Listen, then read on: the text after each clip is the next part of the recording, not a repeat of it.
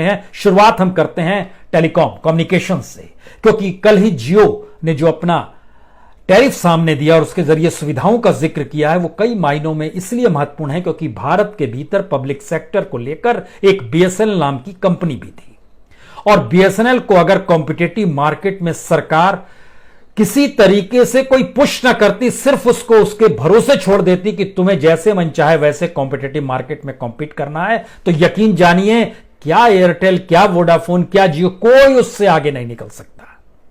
एक पूरा सफर है जिस सफर पे हम आपको लेकर चलना चाहते हैं, क्योंकि कल जब यह बात सामने आई कि जियो 699 रुपए में 150 जीबी डाटा देगा, तो हमने बीएसएनएल की तरफ देखा वो क्या करता है। वो 399 रुपए में असीमित डाटा देता है, लेकिन स्पीड नहीं है। जियो की स्पीड 100 Mbps है, लेकिन बीएसएनएल की स्पीड सिर्फ 10 है।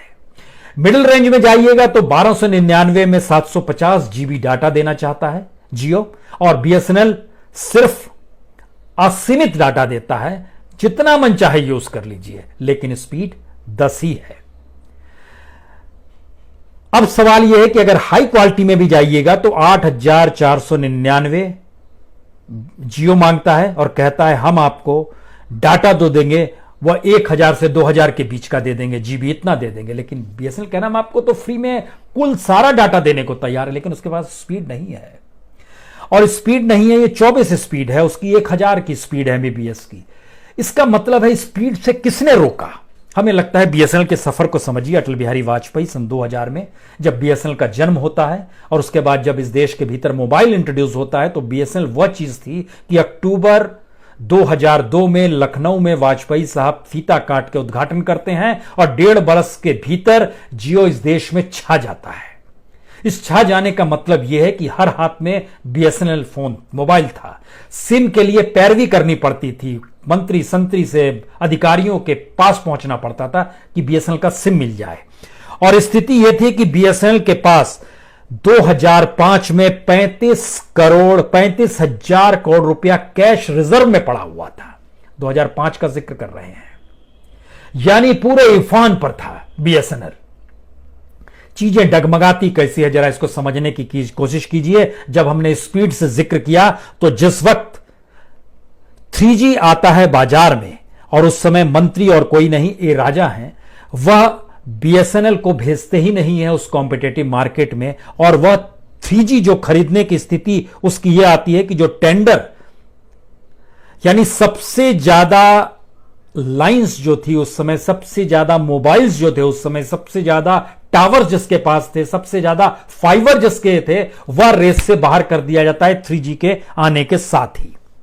और 3G स्पेक्ट्रम की 2010 में नीलामी होती है, बीएसएनएल को हिस्सा लेने से रोक दिया जाता है। अधिकारी कई बार कहते हैं जनाब ये क्या कर रहे हैं आप, मंत्री महोदय उस दिशा में नहीं जाते हैं, और कुल मिलाके जो बिड होती है उसमें प्राइवेट बिड जो लगती है उस कीमत या उससे कुछ ज्यादा कीमत पर बाद में बीएसएनएल से कहा जाता है आप खरीद लीजिए 3G। यानी बिड करने की दिशा में जाइए, जो सबसे बेहतरीन बिड कर सकता था। 17 से 18,000 करोड़ रुपया खर्च किया जाता है 3G को लेने के लिए, और उसके साथ वाईमैक्स टेक्नोलॉजी ली जाती है जो कि ब्रॉडबैंड वायरलेस एक्सेस होता है। इसके लिए 16 से 17,000 दिया जाता है। अगर बिड लगाई होती बीएसएनएल ने 2010 में, तो वह कीमत जो 17 से 18,000 करोड़ रुपए खर्च हुए वो घटकर सीधे 8 से 9 यानी आधे पर आ जाते। ये आधा पैसा किधर किस रूप में बांटा गया, चला गया, सरकारें ध्वस्त करती हैं किस रूप में, ये सारी चीजें आप सोच सकते हैं। लेकिन सवाल है कि उस दौर में बीजेपी ने खूब जोर शोर से चीजें उठाई थी। बीएसएनएल में ये क्या हो रहा है, क्यों हो रहा है और इसको क्यों डुबाया जा रहा है। इसलिए ध्यान दीजिए कि जब मोदी प्रधानमंत्री बनते हैं तो बीएसएनएल की जो ऑपरेटिंग प्रॉफिट्स है वो बढ़ने लगती है। 2014, 2015, 2016, 2014-15 में ऑपरेशनल प्रॉफिट जो बीएसएनएल का था वो 67 करोड़ था। 2015-16 में बढ़ता है 2000 करोड़ हो जाता है। 2016-17 में और बढ़ता है और ये 2500 करोड़ हो जाता है। और लाल किले के प्राचीर से प्रधानमंत्री मोदी कहते हैं वाह बड़ा शानदार काम हो रहा है बीएसएनएल का, और उस समय पीठ थपथपाई जाती है आईटी मिनिस्टर की। कम्युनिकेशन मिनिस्टर की, और बोला जाता है हमारा देखिए पब्लिक सेक्टर किस रूप में काम कर रहा है। लेकिन 2016 में एंट्री होती है जियो की। ब्रांड एम्बेसडर बनते हैं प्रधानमंत्री मोदी। उनका चेहरा हर अखबार के पहले पन्ने पर 2016 में छपता है, और यहीं से खेल शुरू होता है बीएसएनएल के ध्वस्त होने का। बीएसएनएल, जियो जब प्राइसिंग स्ट्रेटजी के साथ आता है, बीएसएनएल को खत्म नहीं कर पाता है। वो खत्म करता है एयरसेल को, वो खत्म करता है टाटा टेली सर्विसेज को, वो खत्म करता है रिलायंस इंफोकॉम को, वो खत्म करता है टेलीनॉर को। बीएसएनएल मार्केट में फिर भी पे है। और शुरुआत में जब 4G स्पेक्ट्रम की नीलामी का जिक्र होता है 2016 में, एक बार फिर जो 2010 में 3G के साथ हुआ, 2016 में 4G के साथ होता है।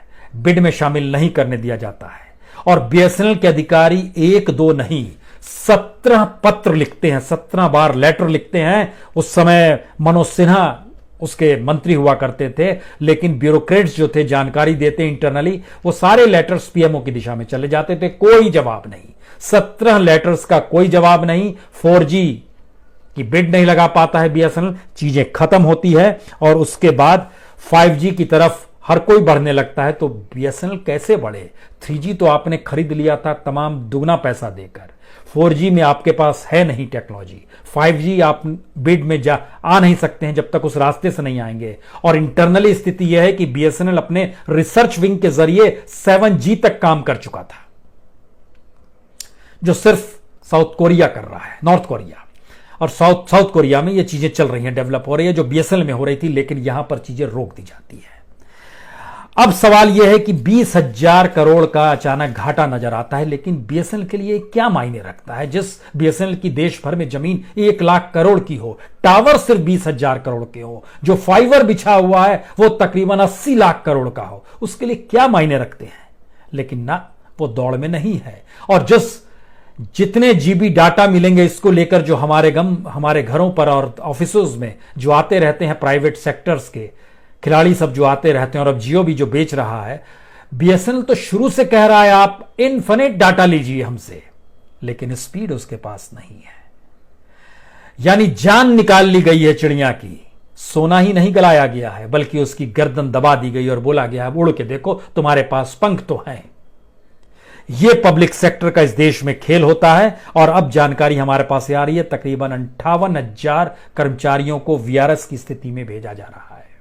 ये कौन सी स्थिति है? अपने ही प्राइवेट सेक्टर को जो आपने, कौन जिम्मेदारी लेगा?